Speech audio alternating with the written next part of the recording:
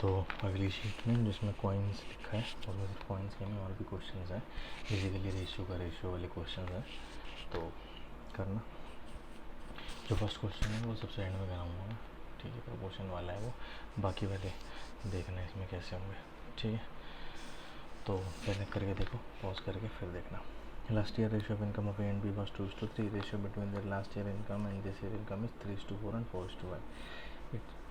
If sum of their last year's income is 1800, find difference between their present income. मतलब क्या कह रहे हैं कि ए और बी की इनकम जो थी वो 2:3 के रेशो में थी, और जो उनकी रेशो है लास्ट ईयर की इनकम और अब इस ईयर की इनकम में वो 3:4 है। मतलब जो ए की इनकम है वो 3:4 से बढ़ रही है और बी की इनकम 4:5 से बढ़ रही है। तो अगर उनकी total income sum of their last years income, मतलब टोटल इनकम जो थी मिला के उनकी वो 1800 थी, तो बताओ कि अब जो उनकी प्रेजेंट इनकम है उसमें डिफरेंस कितना है। तो सिंपल है, पहले 2:3 है, मतलब 5 है टोटल इनकम जो कि दे रखी है 1800, है ना। तो यहाँ से एक की वैल्यू कितनी आई, 5 3 15, 360। तो 2 की वैल्यू कितनी आएगी, 720, और 3 की वैल्यू 1080। मतलब इसकी इनकम 720 थी और इसकी इनकम 1080 थी। ये तो लास्ट ईयर की है। प्रेजेंट कैसे निकालेंगे कि लास्ट ईयर की इनकम ए की जो थी और प्रेजेंट ईयर जो इनकम ए की है वो कितने का रेशियो, 3:4। मतलब अगर 3 की वैल्यू इतनी है तो 4 की कितनी होगी, 720/3 इंटू में 4, है ना। निकाल लेते हैं इसको, 3 2 6, 0 4 4 16, 4 2 8 9। सिमिलरली बी की लास्ट ईयर की इनकम 1080 थी, तो प्रेजेंट की कैसे निकालेंगे, क्योंकि रेशियो कितना है 4:5 का। तो 4 की वैल्यू अगर 1080 है तो 5 की वैल्यू कितनी होगी, 1080/4 इंटू में 5, 5 7 35, 5 2 10, इतनी।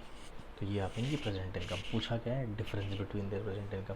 तो इन दोनों में डिफरेंस कितना है, 1350 960, कितना 0 9 और 390 रुपये। समझ में आया टाइप क्या है, एक रेशियो दे रखा है और उस रेशियो की जो इंडिविजुअल टर्म है उसको भी कुछ बढ़ाया घटाया है रेशियो से, ठीक है।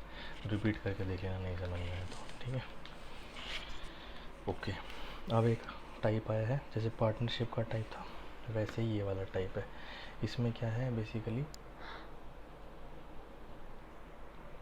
जैसे पार्टनरशिप में क्या होता था, जो प्रॉफिट है वो डिपेंड करता था कि कितनी इन्वेस्टमेंट करी है और कितने टाइम के लिए करी है। वैसे ही कॉइन्स के पर्सपेक्टिव में हम क्या कह सकते हैं कि जो वैल्यू ऑफ वन कॉइन है इनटू में नंबर ऑफ कॉइन्स अगर करें तो टोटल वैल्यू आ जाएगी। समझ में आया। मान लो फॉर एग्जांपल अगर एक कॉइन की वैल्यू 2 रुपये का एक कॉइन है और 10 कॉइन है अपने पास, तो टोटल कितने रुपए आ गए, 20 रुपये आ गए ना। तो यही वाली बात याद कर रखने वाली है। तो इसमें चलते चलो, जो बोल रहा है वो बोलते चलो। इसने क्या बोला, टोटल नंबर ऑफ कॉइन्स दे दिए इसने 480 है, और हर एक कॉइन 3 टाइप के कॉइन है, 50 पैसे 25 पैसे और 10 पैसे। मैं ये करता हूँ, पैसों का रेशियो लेने की बजाय बेटर है रुपीज़ में ले लो, क्योंकि आंसर रुपीज़ में ही आते हैं, ठीक है।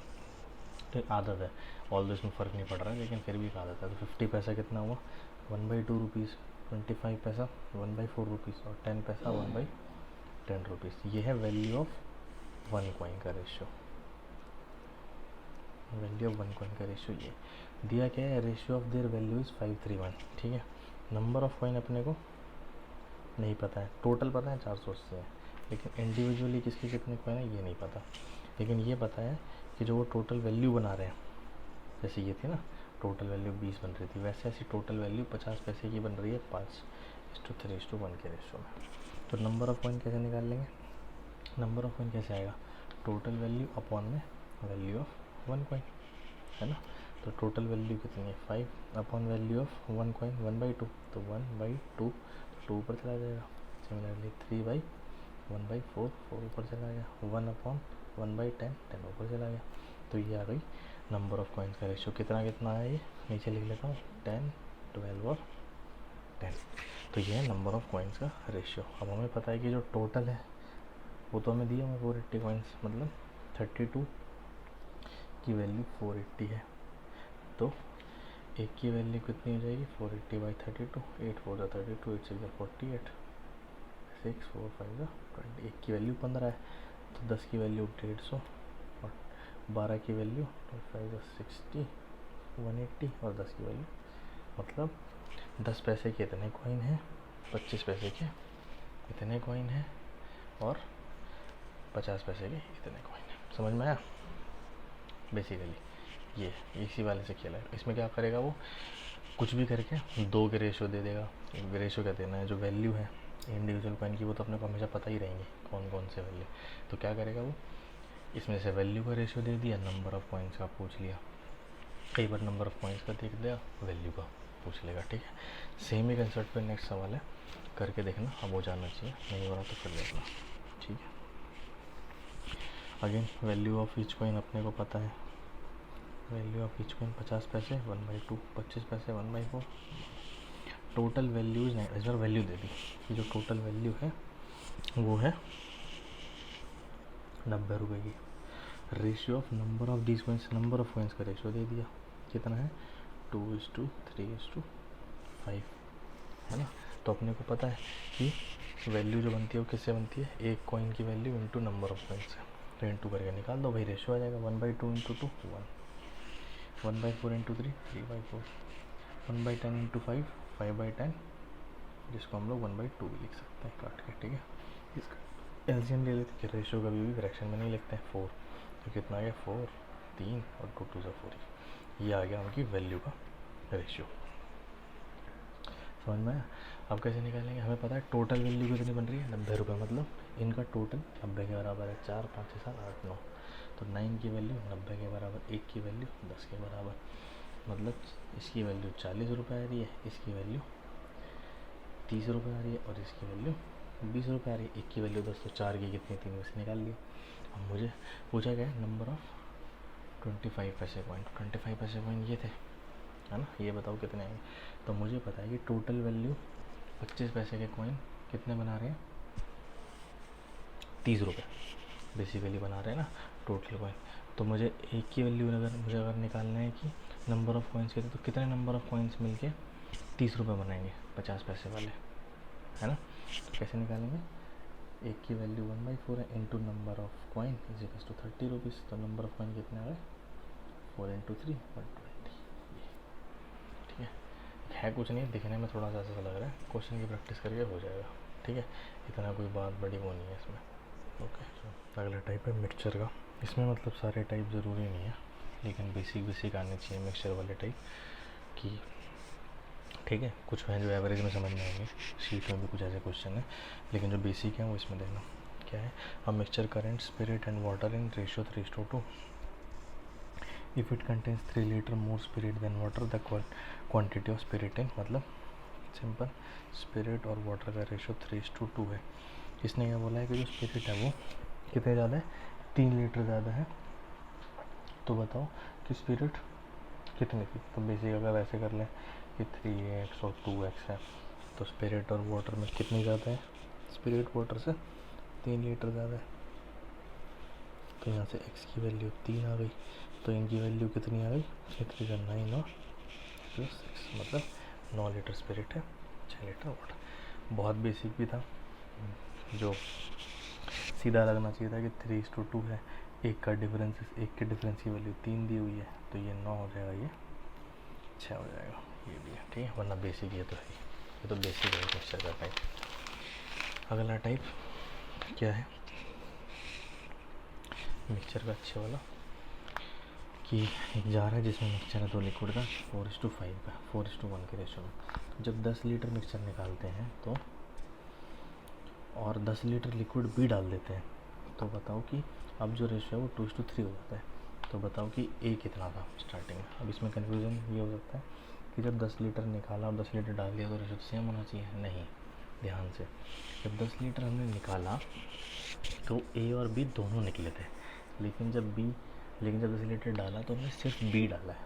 ठीक है, तो इसको बेसिक से करते हैं कि ए और बी है, दोनों का रेशो 4:1 है, मतलब अगर 4x लीटर ए है तो x लीटर्स बी है। अब जब 10 लीटर निकालना तो इसमें ट्रिक नहीं है, मेन सवाल ये है जब पकड़ने का पॉइंट, जब 10 लीटर निकाल रहे हैं हम लोग उस पूरे मिक्सचर में से, तो जो निकलेगा, हम मानते हैं होमोजेनियस रेशियो है, तो जो 10 लीटर निकाल रहे हैं हम लोग, जितना भी पहला मिक्सचर था, तो जो उसके अंदर 10 लीटर के अंदर जो ए और बी का रेशियो होगा वो भी तो 4:1 ही होगा। समझ में आया? तो कैसे होगा?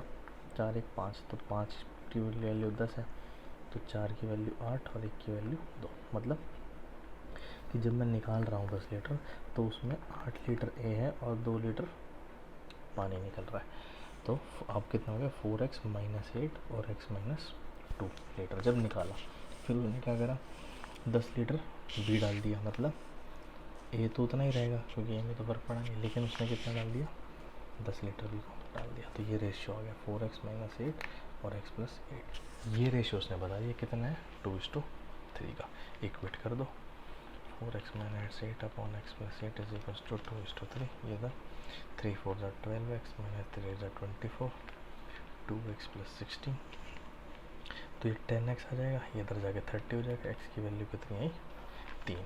मतलब स्टार्टिंग में 4x मतलब ये 12 लीटर और ये x मतलब ये 3 लीटर था।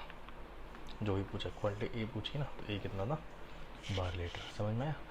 जो इसमें पॉइंट था समझने का सबसे बेस्ट वो क्या था? ये जो निकाला है हमने, कि जो निकाल रहे हैं हम लोग उसमें भी जो रेशियो होगा वो 4:1 का ही होगा क्योंकि होमोजीनियस है, और जो डाल रहे हैं वो उस हिसाब से देखना पड़ेगा कि कितने हिसाब से डाल रहे हैं।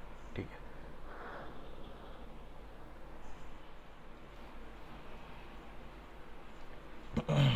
अब एक होती है चीज़ प्रोपोर्शन में, से हम पढ़ते हैं कि डायरेक्टली प्रोपोर्शनल है या फिर इनवर्सली प्रोपोर्शनल है। ठीक है, तो उस सेंस में क्या एक सवाल बनता है कि दो वेरिएबल हैं g और h, जहाँ पे g is directly proportional to h। तो प्रोपोर्शन का साइन हटाने के लिए हम जहाँ कॉन्स्टेंट लगाते थे तो क्या आएगा? g = ch मान लेते हैं, यहाँ पे c कॉन्स्टेंट है। अब उसने क्या बोला है? If g is 3 when h is 18, मतलब g 3 है जब h 18 है, तो c की वैल्यू कितनी आ गई? 1/6। तो अपने पास फॉर्मूला क्या बन गया? g = h/6।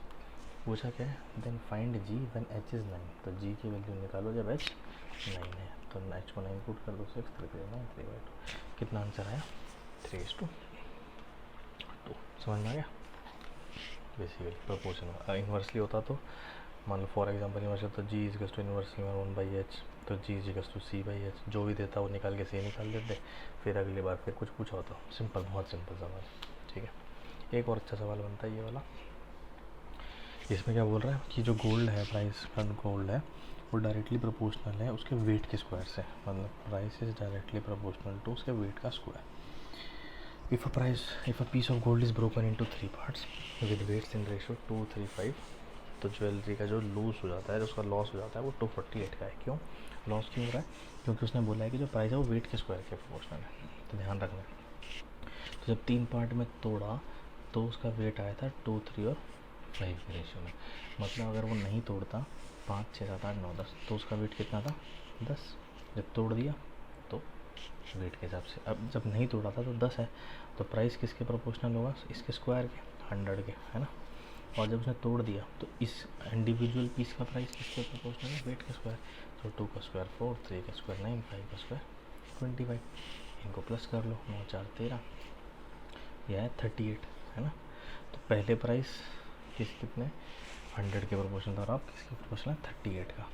तो इसने क्या बोला है कि जो लॉस हुआ, कितने का लॉस हुआ है? 100 - 38 कर देंगे तो 10 में से 8 गए 2, 9 में से 3 गए 4, मतलब जो 62 का लॉस हुआ ये किसके बराबर है रुपीज़ में?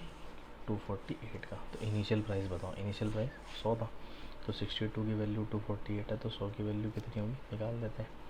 248/62 ये हिसाब सब दिख रहा है 4 से जा रहा है, तो इनिशियल प्राइस था 400। समझ में आया?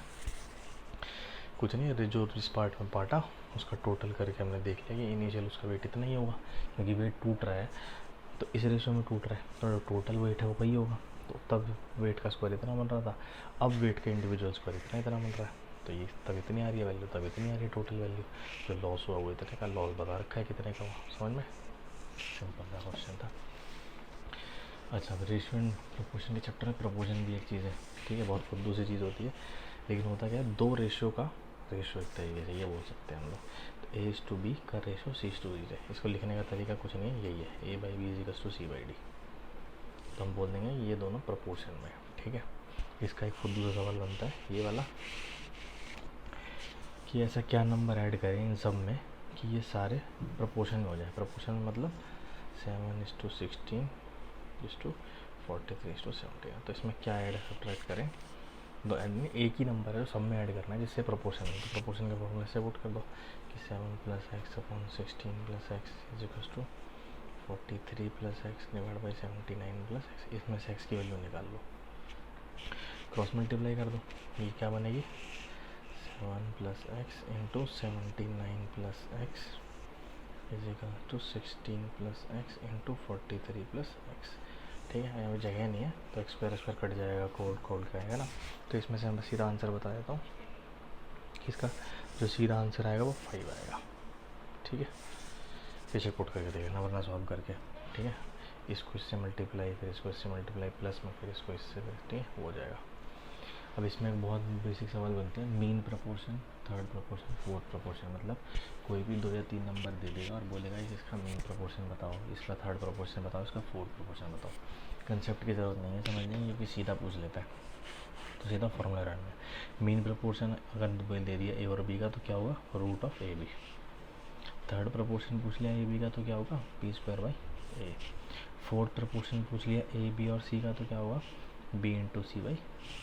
बस ये रट लेना और ये लगा देना है सीधा चुपचाप, कुछ नहीं करना है इसमें। ठीक है, ये ध्यान रखना है, लेकिन इंपॉर्टेंट है क्योंकि डायरेक्ट सवाल आता है। अब अगर ये नहीं पता है किसी को तो उसके पूरे नंबर जाएंगे, तो पता होना बहुत ज़रूरी है। ठीक है, इसमें मैंने क्वेश्चन नहीं कराएंगे क्योंकि बेसिक है, 2 नंबर दिए हैं उसका बताना है। यहाँ पे ए और बी 25 और 16 दे दिया तो √25 × 16 5 × 20 आ जाएगा। ठीक है, 5 बार आया 16 का 4 बार 20, कुछ नहीं करना। ठीक है, चलो ओके, रेशियो यहाँ पे ख़त्म हो जाता है। कोई भी डाउट वाउट हो तो पूछ लेना। ठीक है, ओके।